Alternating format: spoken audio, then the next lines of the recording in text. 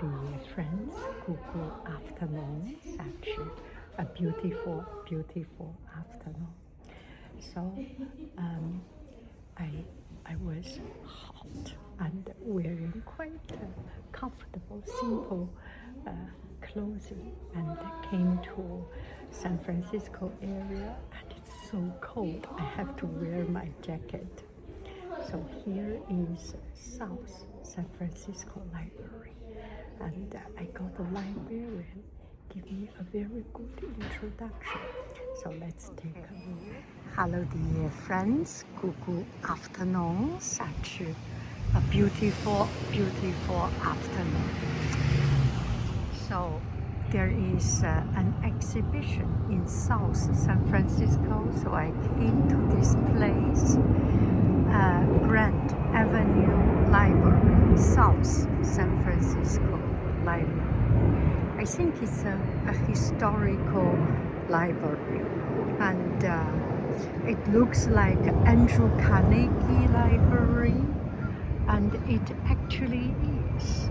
Now let's take a look of this place, and I need to pay for the parking to come to the library. This makes me feel a little bit inconvenient. Is that the city hall? We will have a small walk here, okay? So in front of me is the downtown streets.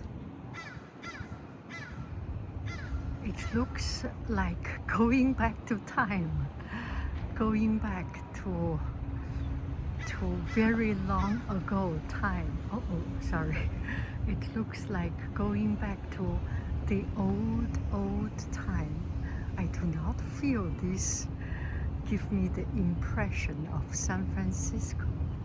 I think that might be the city hall, and with a little park connected to the library.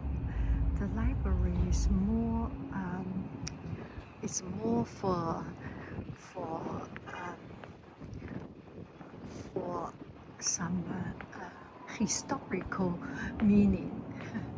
May not be for people to come spend daily and for a long time. Do I get a feeling?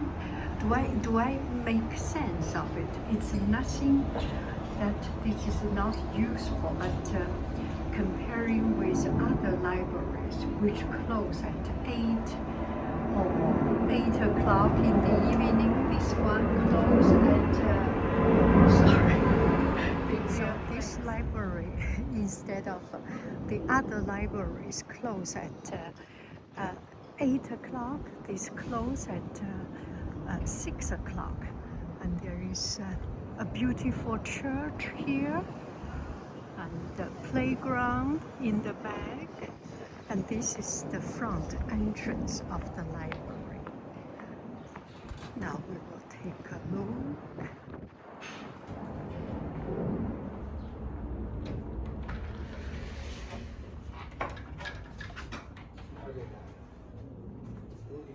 This is an Andrew Carnegie library. Library. Are you familiar with? Yes. Yeah. So this. Yes. Let me show you. Yeah. Okay. So the original building was built right where we are. That was the front door. Yeah. This is the back wall. Oh. Right here. Oh, here. So I am outside of the Yeah. library when Yeah. it was first built. Wow. And you are inside the I'm library. inside. So obviously it was rather small, Yes. served mainly adults. Yes. There was this downstairs area, which is now off limits to the public, but it's Okay. offices Okay. that was used, I think, for offices then. Yes. But eventually it became a public area as the children's wing. Yeah. And you can see, I think in the 40s or 50s, you can see that this was where the children's area was. There's a fireplace. And about a dozen years ago was when This is new. this is newer. I mean, it's still, over 50 years old now. Yeah. But at one point it was the children's area, so this is where story time would take place. Wow. So many adults who come in now, Thank you. many adults who come in now say, oh, this used to be where we did story time, but now it's the adult area, and the story time area is where the adult books were. One thing you'll notice is that we have art from during the Depression, the WPA. These are WPA artworks, as in there we still have some. Original. Yeah, original. This one is a Carnegie library, and it was built 1910, around that time, about 110 years old, something like it. And the library used to be much smaller, and here is inside, and this part is renovated, newly built, a very small library. So here I am at the children's section, and there are it's quite a loud talk. Let me see if I can get away from the sound a little bit further. So this one was a Carnegie library, and all the paintings there were WPA. I think it's a work progress artist association kind of organization, the original paintings. And this library is still open, but imagine 100 years ago, the old library are usually quite hard to renovate. There are other places. The old library was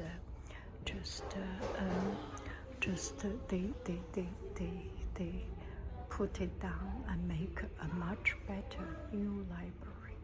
And I'm very lucky. This library, they made a lot of effort to make it still workable, and they added a lot of windows, a lot of modern lightings, becomes bright and spacious.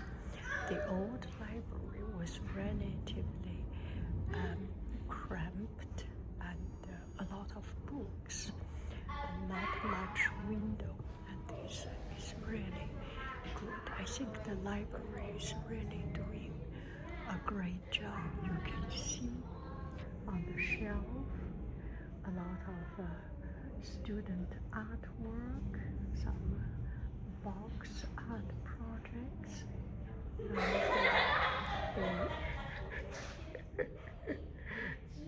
They are a little bit too loud in the library. Anyway, so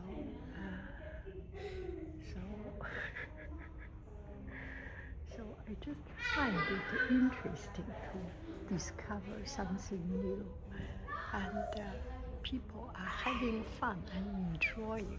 That is the most important, isn't it? So here are the paintings of the WPA. I think it's after World War I, before World War II. These are original paintings. Look at it.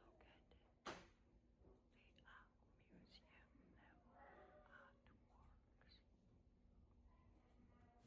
So in front of us are the WPA artworks.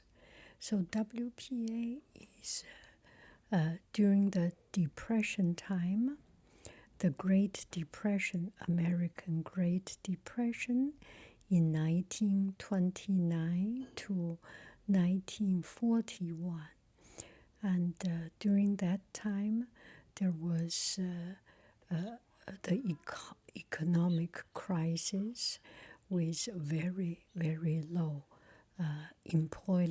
employment rate. So the unemployment is ballooning up to 25%. So that was really the very Great Depression time. And President Franklin D. Roosevelt established a series of programs and public projects and financial reforms. And actually, the Hoover Dam was during that time, because this year I went to Hoover. I went to Nevada, Los Angeles, Nevada, and Las Vegas, and that area. I know about the Hoover Dam. It was a big spirit booster for that period of time economy, and so the government had this program, and they treated artists as a workforce and tried to bring people back to work because of the unemployment. So they made this government booster stimulus program, and so the artist can apply for this program, but they need to be tested, they need to be checked, they need to be approved to see their artwork, to see their skill. So it was a big boosting for the artist community and for everyone, actually. About tens of thousands pieces of artwork all over the country has been approved. Actually, there are a lot in San Francisco. Even in my city, there was one piece of artwork on top of a bank, and their style is very. I like that particular style. Art Nouveau, Art Deco, American, at the stage of suffering, of resisting, of looking for hope. And it was a very beautiful work, that period of time. Yeah, that was about these paintings. Okay, so here I am at the City Hall of South San Francisco. I think these are the mayors of different old times. That is a very beautiful and elegant City Hall. City clerk.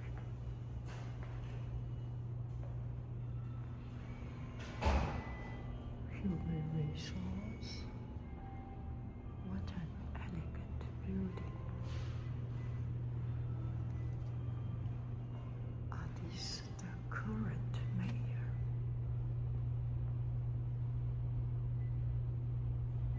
City clerk. These are city clerks.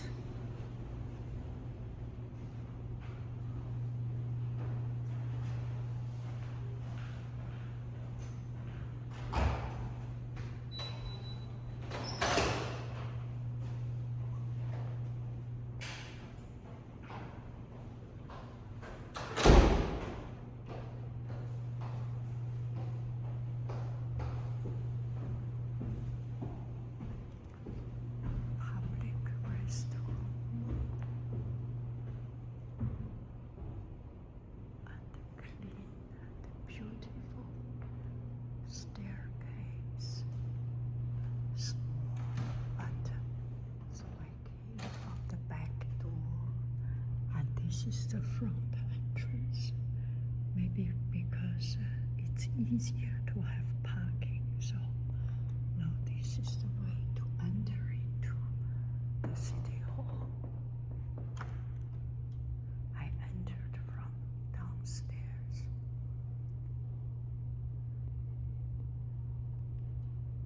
City manager, city attorney, conference room, house and rehabilitation.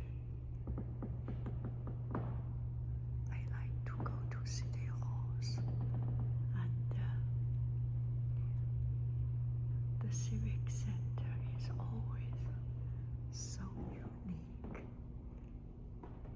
It's different from other city halls. It's simple, elegant, and very well maintained. Has elegance and humbleness in one place. I like it. This must be the conference room, and this is the elected officials.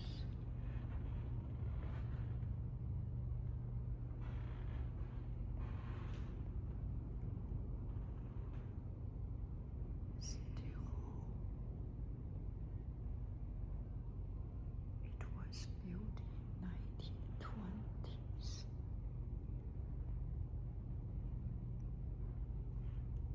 This is the conference room.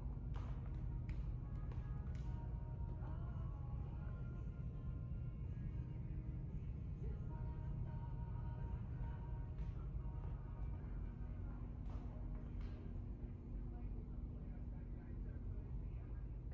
chair. It's so pretty. Sit on it.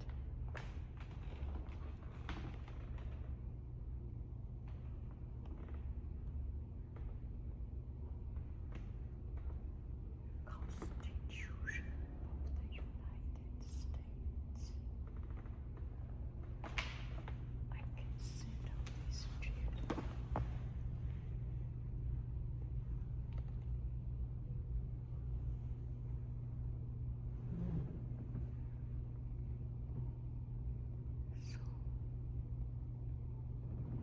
So nice, this place. Very, very beautiful and elegant. With a little, in Chinese we call it tianjin, connecting first and second floor. So interesting, this design. In San Francisco City Hall, there are this kind of design also.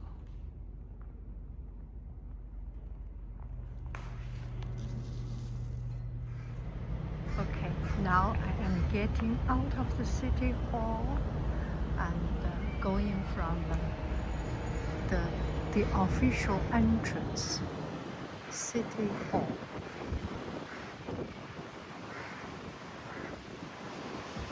The city of South San Francisco was incorporated in 1908, so that's